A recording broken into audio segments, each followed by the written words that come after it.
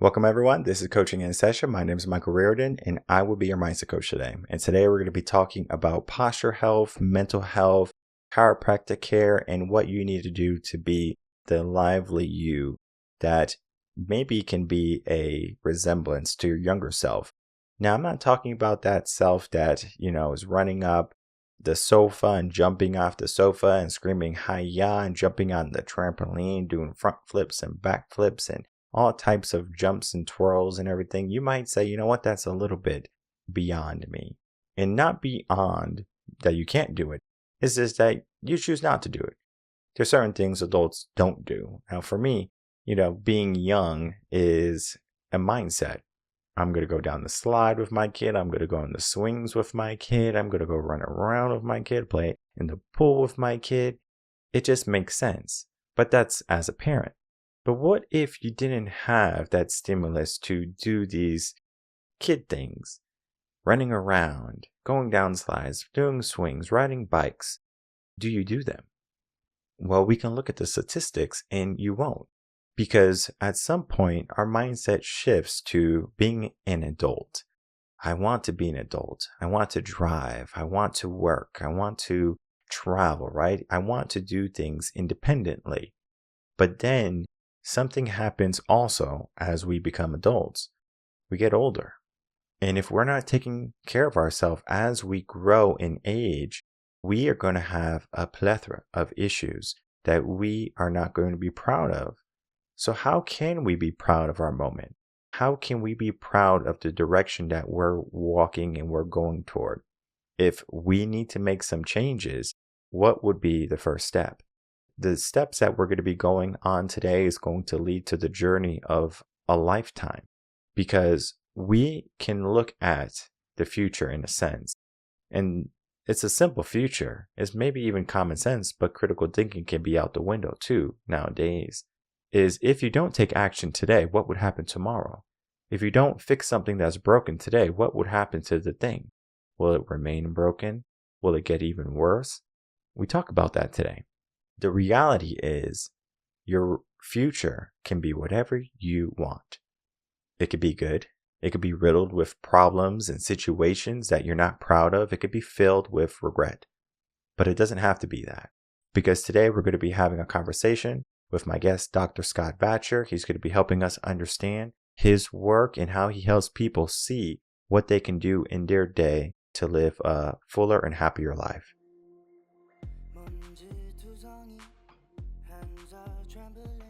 Welcome, Dr. Scott Vatcher, to Coaching in a Session. How are you doing today? I am doing fantastic. How are you? Doing well. Thanks so much for coming on. Today, we're going to be talking about your chiropractic and posture work. We're going to be also talking about your book, Move It or Lose It, today. And when we start to look at the work that you do and the life that people are living, they can be struggling with so many different things, especially with our new modern age. I know we talked about it before we hit record, where people can be sitting down quite a bit. They have a different type of lifestyle, maybe very sedate, and they're not as active as they once were. So we are going to be having a whole conversation on that today. Can you tell the world who you are, what you do, and how you help in your own words? Yeah, sure. My day job, I'm a chiropractor. I've been doing that for 21 years. So I've been, over the years, helped thousands of people. Everything from athletes to corporate to families. I'm actually a pediatric chiropractor as well. So I see a lot of babies. And through the process of seeing a lot of clients, I realized that, just like you said, a lot of people are sitting too much, too sedentary, and that really discourages me from getting the best results. So I wrote a book called Move It or Lose It, and that is really geared at helping people to do the self-care that they need at home. So I can only do so much in the office, and this book has then been able to have people do much more at home to help them in their health journey to look better, feel better, and perform better. Would you say, like in your 21 years of working, like year one versus year 21, do you start to see, or are you starting to see more people coming in? Because I know I went to the chiropractor for a car accident, but I mean, I don't go to the chiropractor like every day or every week or something like that. It was just because of something happened to me and I had to go to the chiropractor. Are you starting to see more people do it they need it in their daily lives? Well, what I'm seeing is a lot more people are doing it with a primary or secondary concern of it being actual posture, as opposed to a back pain, neck pain. People are coming in and they're saying, I know my posture is really bad. What can I do about it? So that's kind of in the way that you said it. People are coming in looking for a little bit more than the what most people traditionally think chiropractic is for, which is back pain, neck pain. So they are looking for more. And I believe then through education, they can realize that regular movement and making sure your spine is doing its job properly is very important for your overall health. And when you say posture, is it like how like you're maybe looking down or your back is hunched or you might be leaning sideways, like that type of posture? That's exactly right. I call it your posture pattern. And really, it's a combination of your static posture. So that's when you're sitting, you're moving, or you're lying, and your dynamic posture, which is when you're moving. Because most people don't think about posture during a movement or say during sport. And posture is just as important during movement as it is statically. So yes, all of those things. Probably the most dominant one is the one you mentioned first, is the leaning forward posture. We start to look at this posture health for an individual. Is there a way that they can identify what they have to be looking at, for themselves to say, hey, I need to go see a chiropractor? Like I look in the mirror, my posture's all messed up because I think many people they don't even realize that their posture is incorrect. For example, I don't like I'm sure you probably see this like phenomena is there's so many kids today looking down at their smartphones. So now they're like hunched over and they're always looking down at the ground. Yeah, like it used to be that the say the average age has gone down dramatically in people that I see, not only because I'm a pediatric chiropractor, so I specialize in seeing kids, but I've seen it more and more where parents are bringing their kids in and they're realizing that when they were kids, there weren't smartphones. And so we would be doing what normal kids do, getting out, playing at the park, etc. And one study showed that there's been a dramatic decrease in broken bones in kids. Mm. And it's like, why would that be? And the reason why is because they're not out playing. They're not out at the park and falling off their bike and breaking their arm or their leg. They're at home on screens. And so that what has gone through the roof is repetitive strain injuries, too bad posture, too much gaming, things like that. So there's definitely been that shift towards kids. Like I always say to the parents, in the next 20 or 30 years, I believe there's going to be an epidemic of spinal problems. So when these kids that grew up on screens get around the 30 to 40 mark, it's going to be a problem. So stick with me on this one because I'm about to go totally left field on this one. Have you ever had veal before? Veal as in the Like meat? the yeah, like the meat veal. Oh yeah. So veal, I don't the reason I don't like veal is because I don't like how they make it. Veal is like it comes from a cow that really hasn't been moving a lot because they want the most tender meat possible. So what they do is they break the calf legs so the calf can't walk, and then they I feed did the not know calf. that. Yeah, it's insane. But you get the most tender meat because they don't have to build the muscle fiber and everything, and it's so soft. It falls off and it's delicious. But I mean, every time I eat it, I feel so bad. So I was like, you know what? I'm not a vegetarian or anything, but it's like to me, it's like we look at the aspect of that.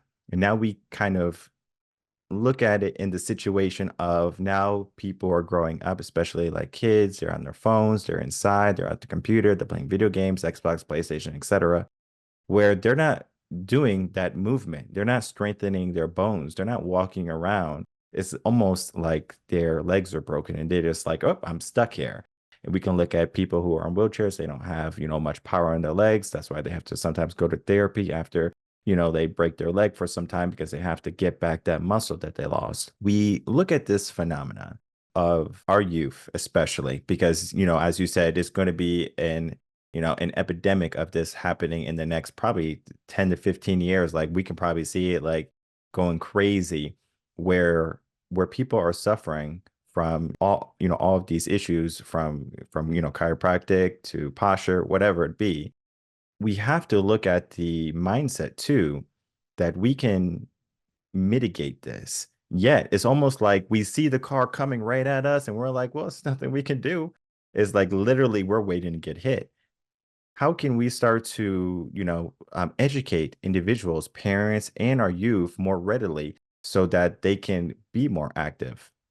I mean, that's a great question because we all know. You're right. Like the car's zooming at us, and we know we should just sidestep it, but we don't. And I believe that's not just a movement or postural issue. I think that's a general health issue. We all know what we should do when it comes to how much we should eat, or like if we're overweight, that we should lose weight, or if we're having these health conditions that, generally speaking, if you eat well, move well, think well, that your body's going to do what it's designed to do and get better. That's the million, billion, $1 trillion question, is how do we get people to do it? Because I think that potentially, as I'm thinking about this now, one of the big issues is that we're very short sighted. We're not thinking about where am I going to be 10 years from now, or 15 or 20 years from now. We're thinking, well, is this going to affect me today or tomorrow? That bigger picture, I think, is something, and I don't have the answer, but that bigger picture is probably something to look at. For myself, I see, as my parents are getting older now, wanting to take care of myself better so that I can be mentally and physically better, because I see the effects of not doing what you should do for a long, long period of time, with things like physical, mental health, dementia, all of those things. I mean, without a doubt, one of the biggest ways to help prevent dementia long term is regular physical movement, making sure that you are moving your body properly and that it can move properly, which is where posture comes in. Powerful, because we look at life in general. People, they give themselves this aspect of 65, and I'm going to retire at 65. I'll be happy at 65. 65 is the date. And many people, they dread 65 too. So they will say, I'm not going to focus on retirement. I'm not going to focus on being healthy. I'm going to worry about it when it's time to worry about it.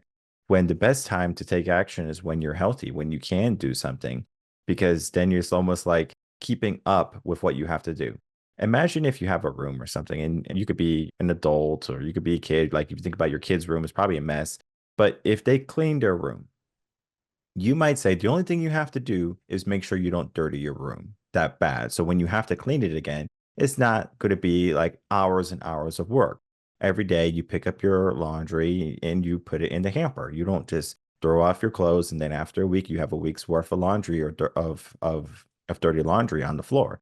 You know that this is going to be a problem later on. Let me put it to where it needs to be. So you compartmentalize everything that is like, all right, this goes here, this goes here, this belongs here. But when it comes to our well-being, our posture, it's like, well, it's okay if I'm hunched over like this playing a video game for 8 hours a day because I'm only doing it temporarily. But that 8 hour compounds for a week, a month, a year, a lifetime, maybe. And then you realize, like, whoa, I am so far gone. I have to do all of this backtracking work to get to where, or to get back to where I was.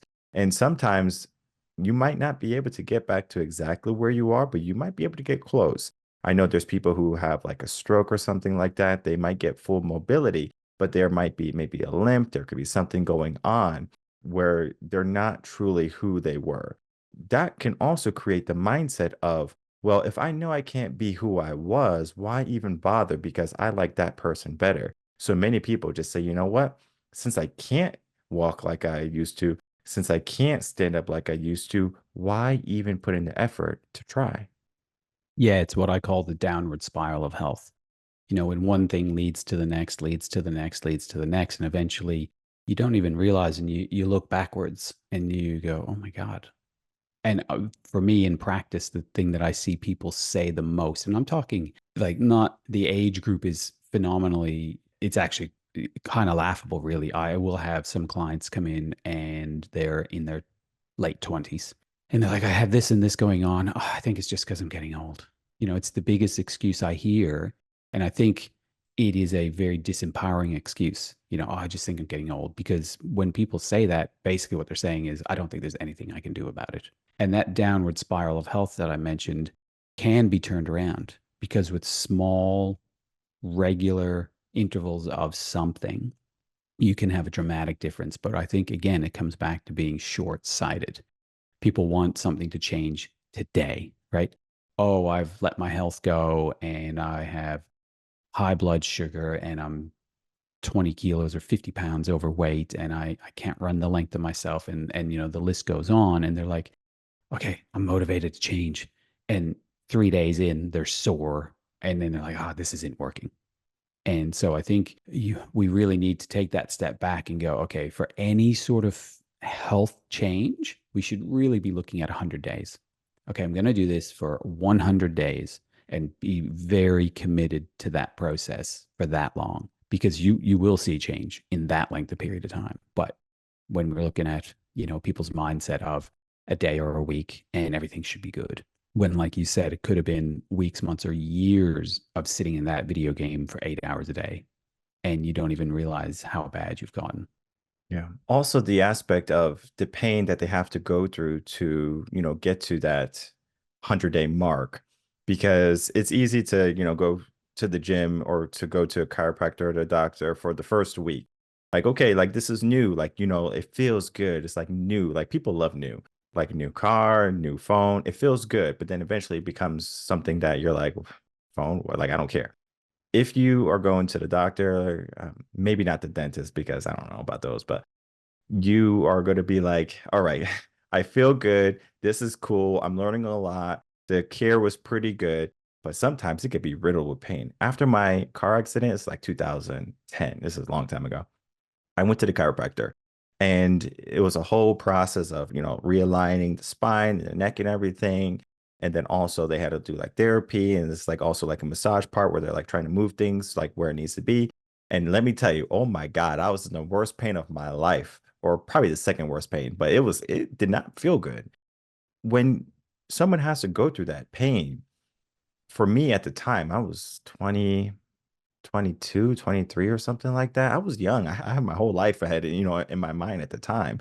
I'm like, I can't be like this forever. But someone who is later on in life, 50, 60, or whatever, for them to go through that pain, it's almost like, you can't teach a old dog new tricks because they already have this, mentality of, I have already gone so far. They are going to be the first people to say, you know what, what's the point? Why even bother? Why do I have to go through this pain? Why even force myself to get to this 100-day mark? I believe it is easier for the younger mindsets to understand 100 days because they have their whole life ahead of them. But at some point, when you get older, or just from speaking with people who are older, 100 days is almost a lifetime for them because now they have more years behind them and then in front of them. And for them to feel like they're wasting 100 days can be something that they're not willing to invest in. What's your thought on that? Yeah, there's a lot to unpack there because I guess I'm closer to the other side of that, as in aging and realizing how short life is. I read a book not that long ago called 4,000 Weeks. Mm, And can you think, what is 4,000 weeks? How long is that? It's a lifetime. So it's a different way to think about it, right? Most people will think in years, 80 years, kind of around the average lifespan. But when you break it down into weeks, it's 4,000 weeks. And you know how fast a week goes. To me, the opposite is true as you get older, where 100 days, my dad told me years ago, he said, the older I get, the faster time goes. And it was around that idea still of when there's more years behind you than in front of you, time seems to speed up. So the 100 days that we talked about to give things a proper go to start to see some real results will go in the blink of an eye.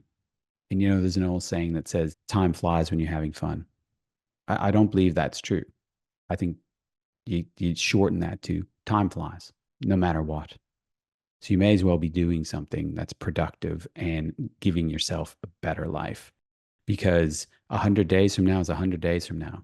Do you want to look back on that 100 days and say, wow, I feel better, I look better, I'm healthier? Or 100 days later and say, I did nothing and I feel worse and nothing's going to change unless I do something. Nathaniel Branden, in his book, The Six Pillars of Self Esteem, says, no one is coming to save you. And that's one quote that sticks with me all the time. And that's in anything to do with life, but particularly health. You can't blame anyone else but yourself. You can't blame your doctor. You can't blame your parents. Generally speaking, you can't blame your genetics. There are a few exceptions to that, but mostly there's no one to blame but you for where you are right now.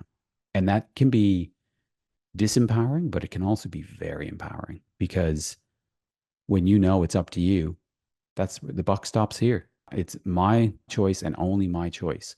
Nobody can go and do that walk. Nobody can do those stretches but me. And so it can be a very empowering process as well, I believe, instead of disempowering at any age. You know, my oldest client at my practice right now is 96.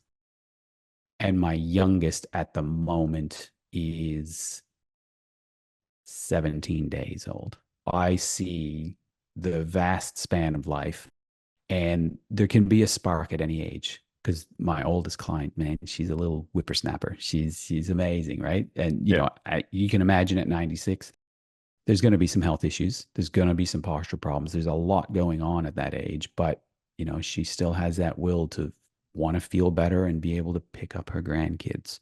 So it comes back to that idea of what is your why?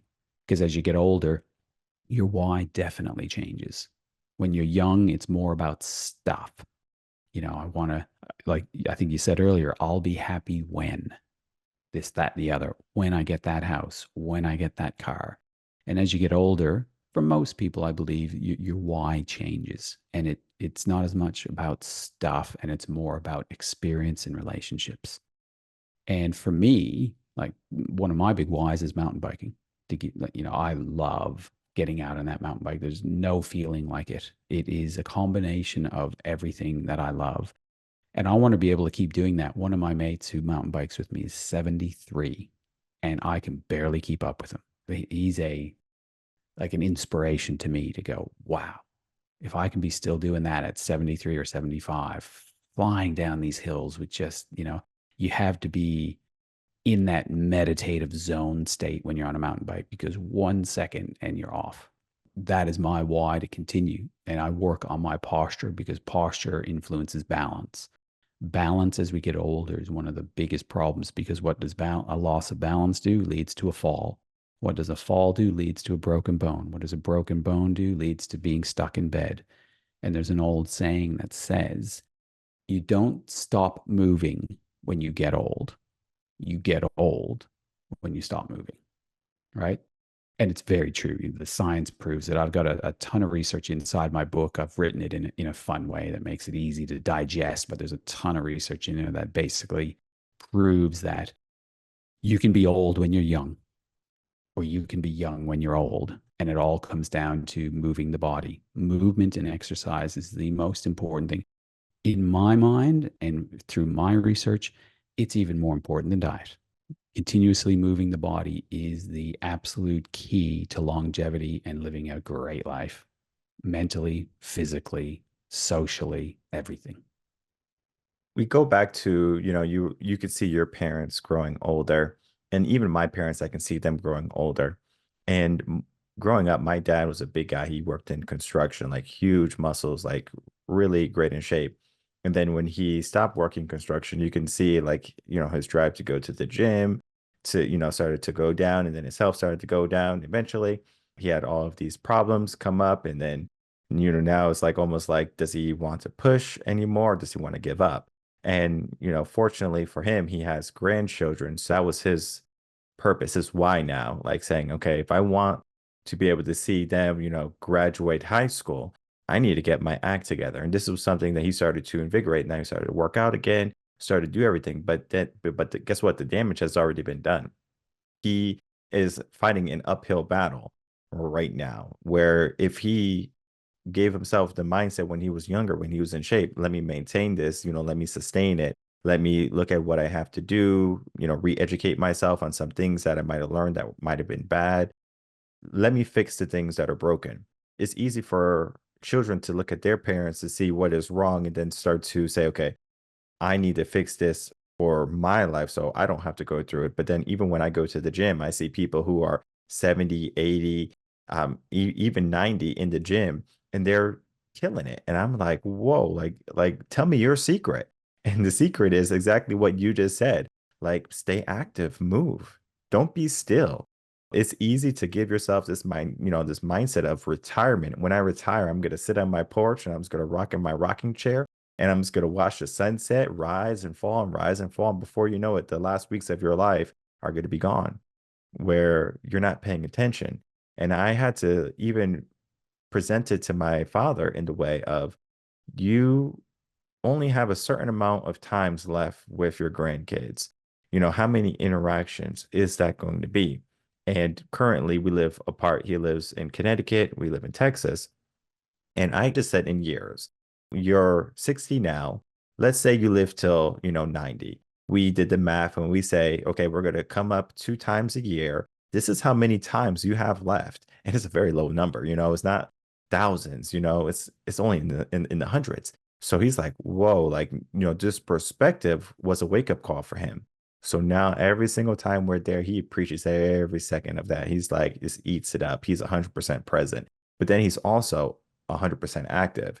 He's just not like, well, I'm gonna take it easy. He's like doing push-ups, he's going on his bike, he's doing everything that he needs to do. But it wasn't until he had that drive. And sometimes people don't have that drive. We can have the understanding that we have to do something, but if they don't have that drive to do it, it's going to be that hard concept of we all want a better life, but not everyone's willing to work to get that better life. We should be working to that better life, right? It just makes sense. But again, people make mistakes, if you want to call it that, or people just don't take action and then they wonder why they're in the situation that they are.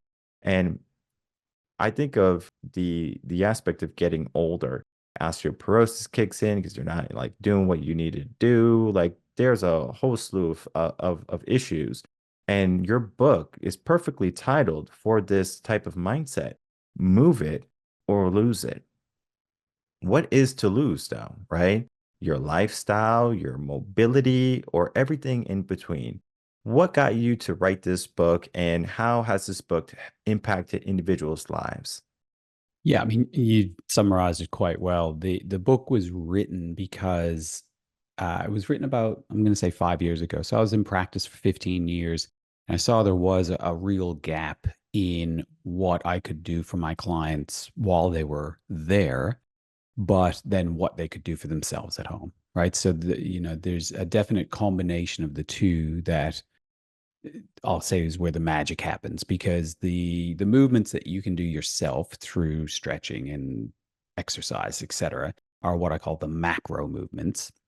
And then the adjustments that I perform on people are the micro movements. So if you've got one spinal segment that's stuck, it may not be released unless somebody like a professional like myself releases that out.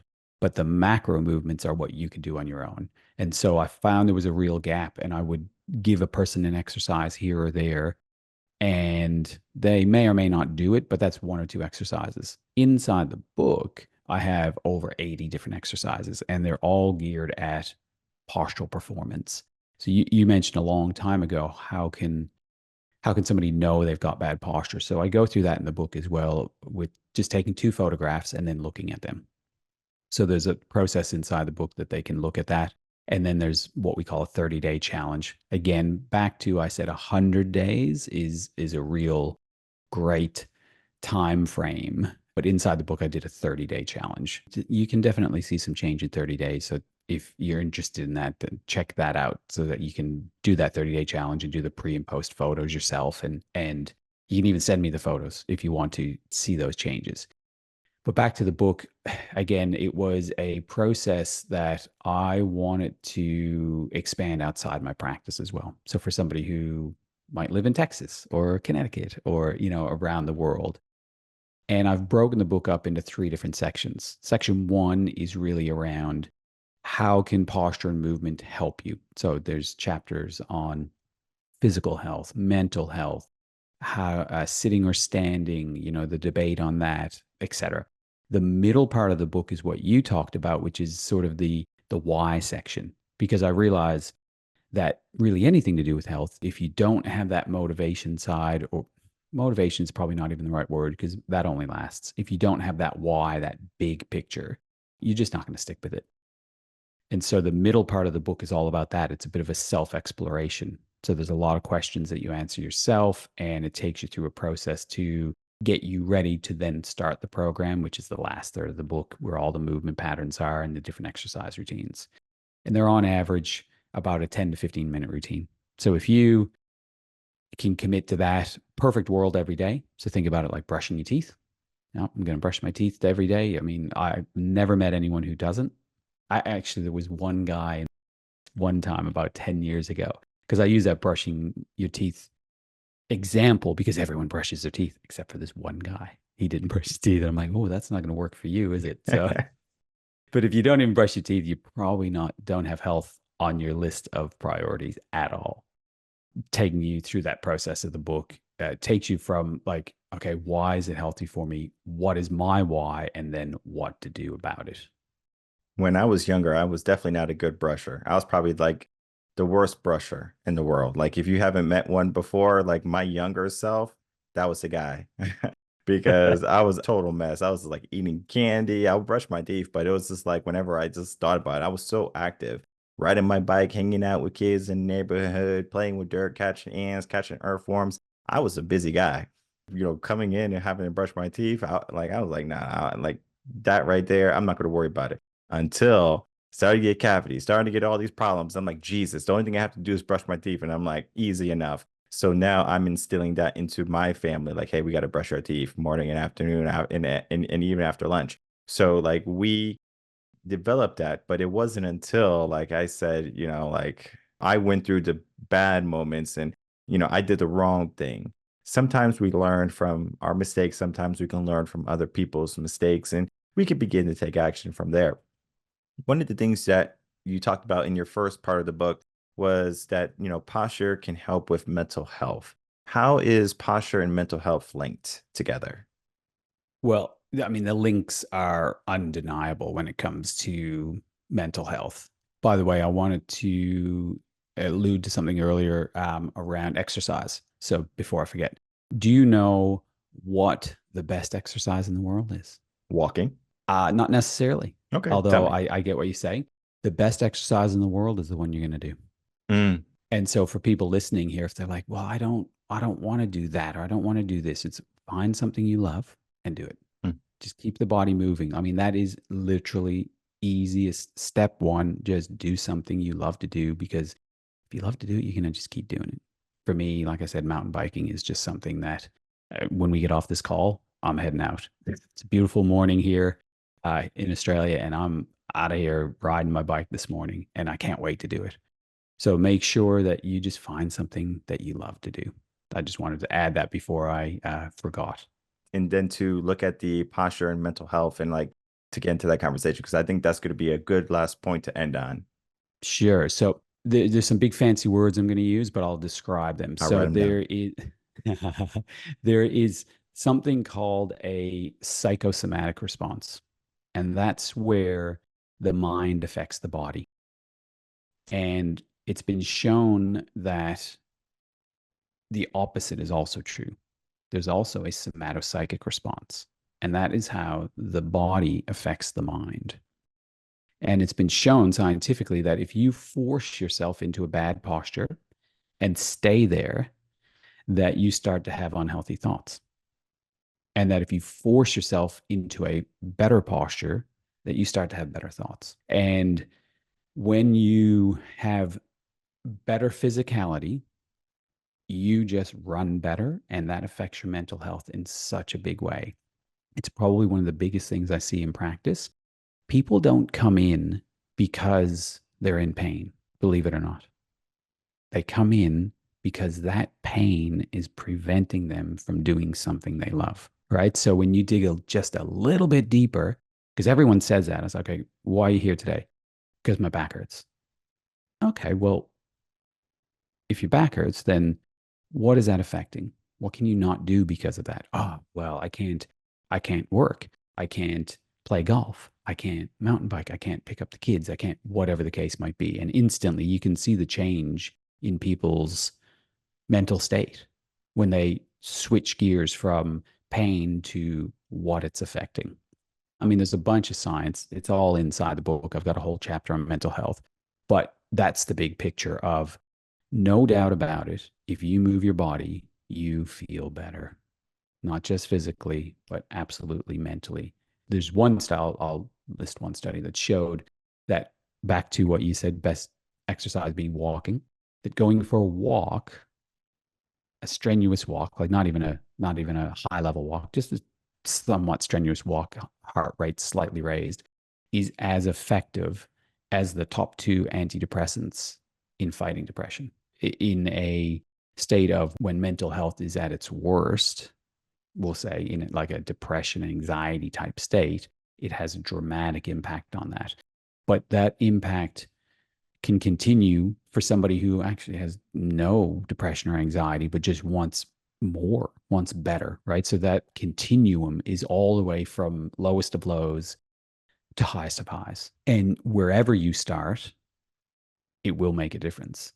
And interestingly, I want to mention this before we wrap up, is that if somebody's listening now and they're like you were saying earlier, it's just too hard of a hill to climb. My God, for me to go from where I am now to whatever that pinnacle of where I want to be is, Gandhi said it, the journey of 1,000 miles starts with the first step.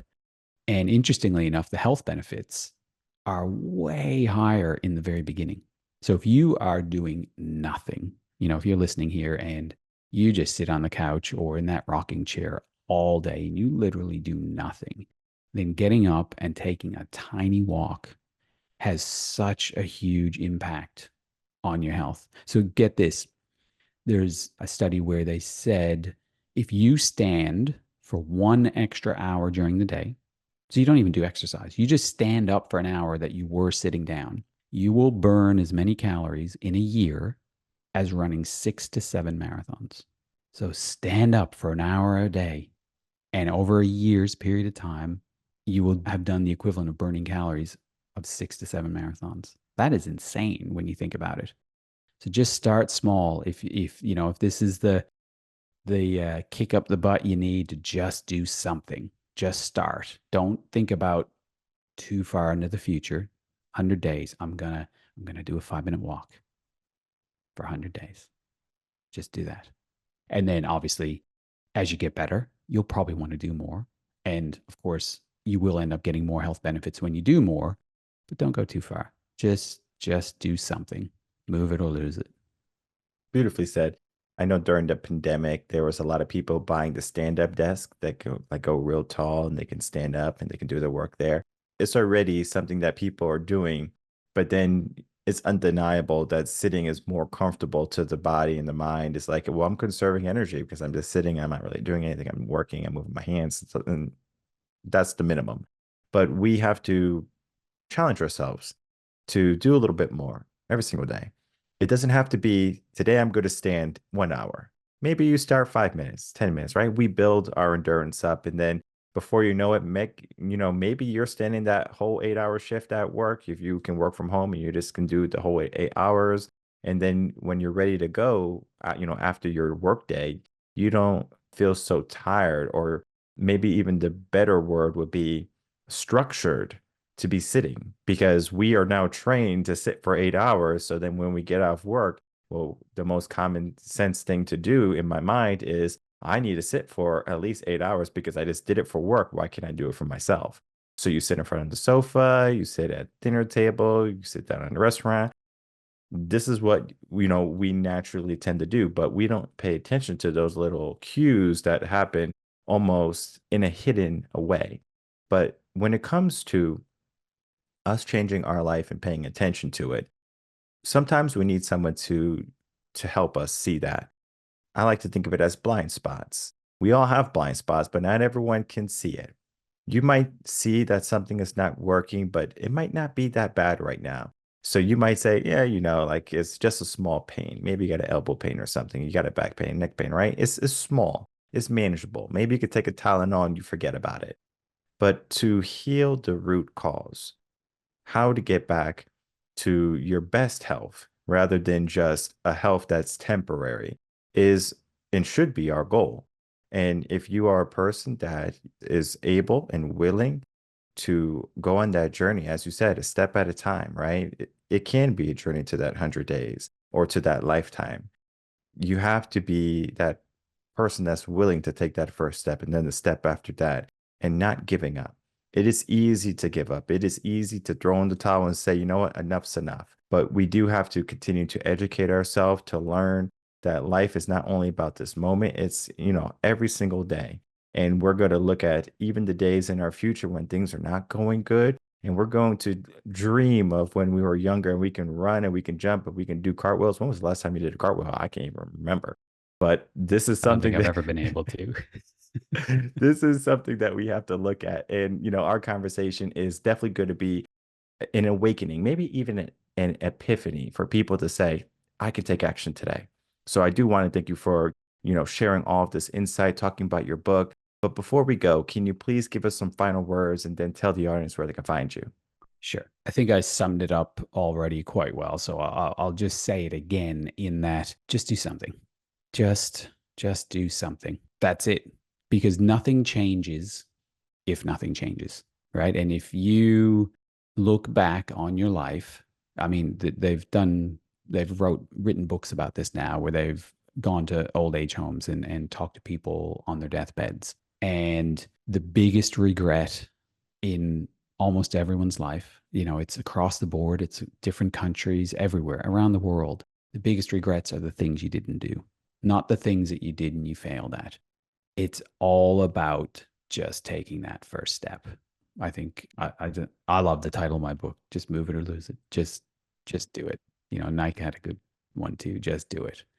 If you are listening to this and you know who you are, and you need to do something, just do something small. Just take that first step. And I guess you can reach me. I do actually, I have I'll share the link with you if you put in the show notes or something. It's just a quick questionnaire. How bad is your posture? So if you want to just see a little bit closer, I think it's 15 questions, takes about 2.5 minutes to complete. And then I send you some results based on your answers about what you can start doing to create changes in your life. And that's probably going to be the best way because then through that, I'll have your contact details or look me up on any socials and stuff, Dr. Scott Vatcher. Perfect. And I'll make it easy for everyone. The links will be in the description box below. Please send me that link for the questionnaire and so they can go through that process because you might not even know what is wrong with you until someone says, hey, just to let you know, you got a flat tire or you got a limp, right? Sometimes we cover it up so well and we are so busy in our day-to-day lives that we can forget to pay attention until we can't even force ourselves to take that step or to do an action. We don't have to wait until we break down and we are struggling to make it through the day.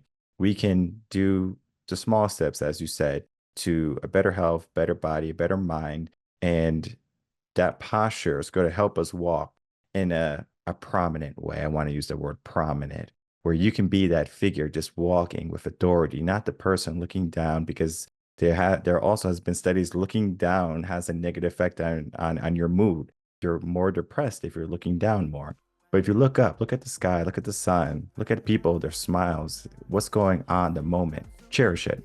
And from there, you're going to start to see that life can be filled with so much more abundance. And we just have to step into that. So I want to thank you so much, Scott, for coming on, helping us understand about your work and talking about your work and just giving us a wealth of information today. All right, everyone. I'd like to thank you so much for tuning in to that interview of my guest, Dr. Scott Vatcher. Again, we had a great conversation, and I just love speaking with people who are real. I love speaking with people who have young, kindred souls, just the aspect of being hungry for betterment. You can tell when you speak to someone. You can speak to someone who doesn't have much going for them, and you can see that the conversation is kind of like, yeah, the conversation is the conversation. But when you truly have a good conversation, and this is, I think, where podcasting is so powerful, is that you can truly get to understand a person so much quicker than if you were just next door neighbors, because I probably talk to my guests sometimes more than some of my neighbors that are around me. And it's not that they're bad neighbors, it's just that everyone has their own personality. What is their reason for wanting to get together? the aspect for community can sometimes fade away. And it's not that I'm not cordial with the neighbors. I talk to the neighbors. If I see them, I wave. They're more than welcome to come over, ask for any help. If they need help, if they need tools, they can come over. They know this. The mindset is we're going to stay in our lane. But the lane that many people are going down is a lane for retirement, a lane for, getting old, a lane for maybe being in a wheelchair or needing a walker. And I'm not saying that at some point we won't need those apparatuses.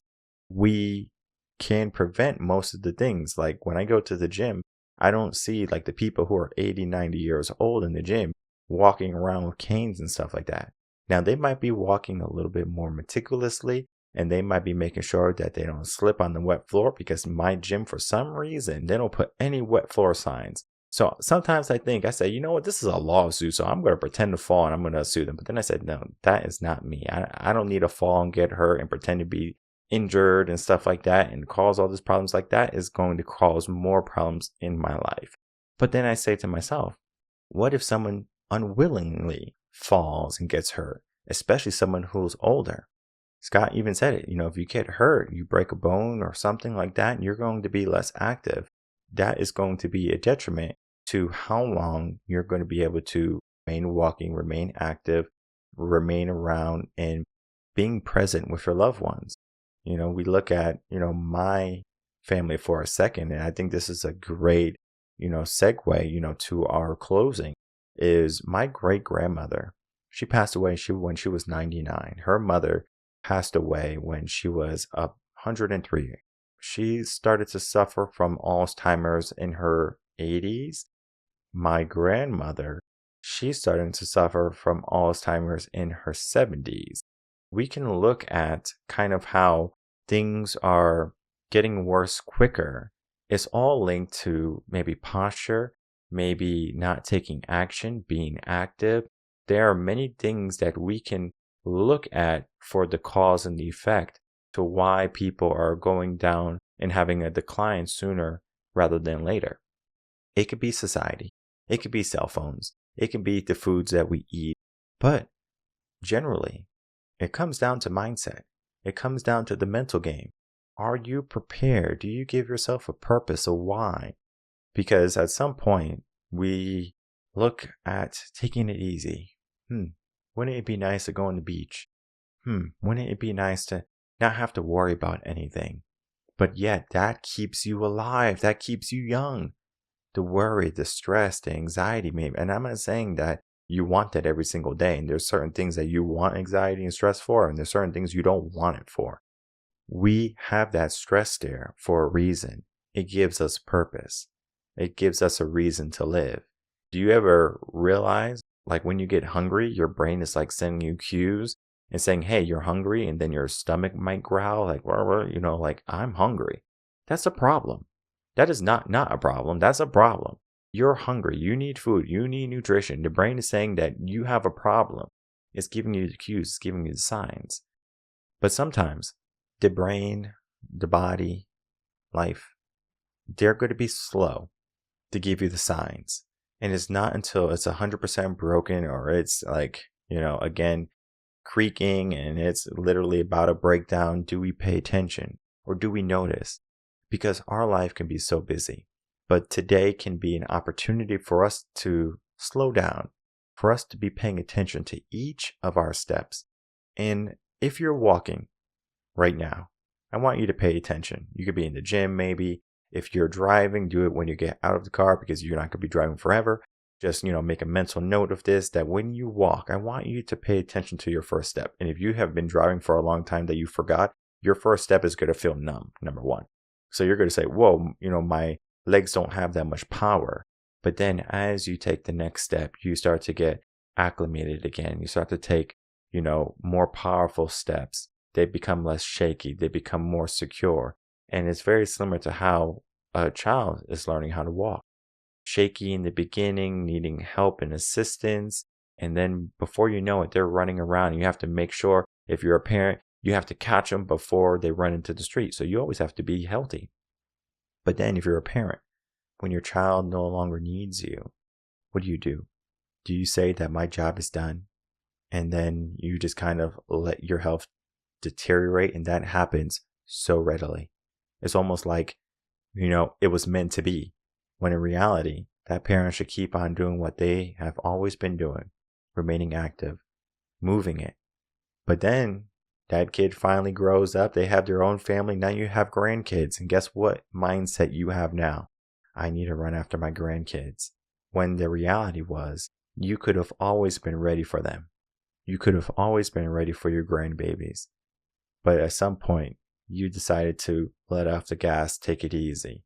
And I'm not saying that you can't have easy days and easy moments in your life, days when you relax. We give ourselves the ambition, the effort, the journey. As Scott said, he's going to go mountain biking right now. He's probably on the trails as we speak. But that right there is powerful. It's not only about sitting. It's not only about talking. It's not only about dreaming. It's about doing.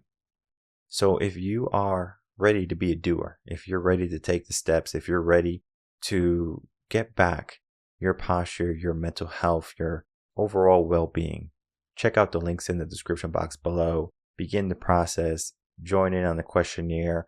From there, you're going to get a wealth of information that's going to help you become the person that is more ready to take action when they need to and when they want to. Because we might have a lofty goal for the future, but if we don't have the energy, if we don't have the mindset and the willingness to get there, we won't. If we give ourselves intention, that we're not only focused on the outside pain that we feel, the outside discomfort that we feel, we start to look at the deeper, our true purpose, our true why, and we say, this is what I want in life. So determine what that is and then commit to that today. My name is Michael Rearden. I'm a mindset coach. If you have any questions, email me coachinginsession@gmail.com.